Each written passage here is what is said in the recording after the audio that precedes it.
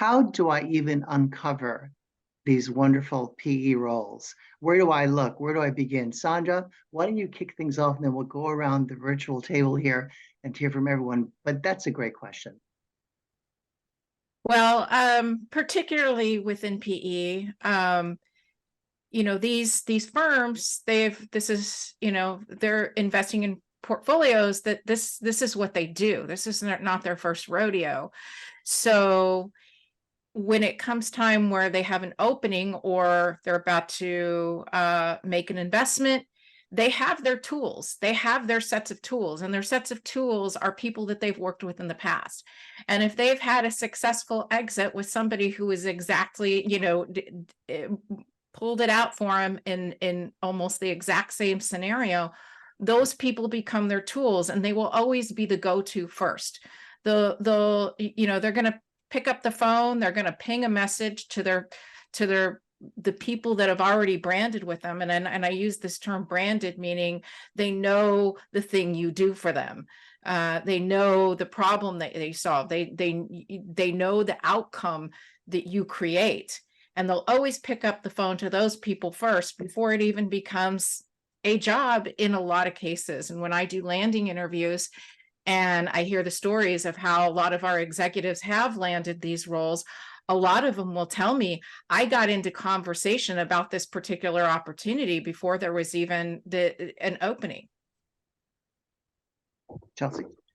Yeah, it's more of a broad search strategy that I would recommend, and that means reaching out to the top search firms.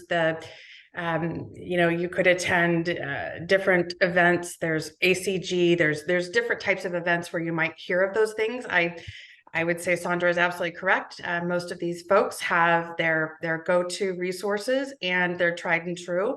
I think it requires a lot of patience, and you're going to hear a lot of no's. And I think just don't take them personally and keep moving on, keep plugging away. So if you're if you're interested in PE and you come from a certain industry without the PE experience, I would really stay focused on the PE firms whose portfolio companies just really match your experience. It's just the path of least resistance, and it makes the most sense. So you could contact those folks directly. You could attend ACGs, whatever local ACG is in your community. I'm trying to think of other options, and then get to know executive search firms that play in PE. I agree with everything. Association for Corporate Growth is certainly an important part of it, and that's where you're going to find all of the deal makers in one place. Networking and just being in front of private equity folks and kind of top of mind as much as possible is always helpful. Not as many executive search firms as you can. So we only have the projects that we're engaged in. So I may be working on something for KKR, and Blackstone may have something else going on, and I may not even know about it because they're using another firm that has two names and not us. Not everyone makes the right choices.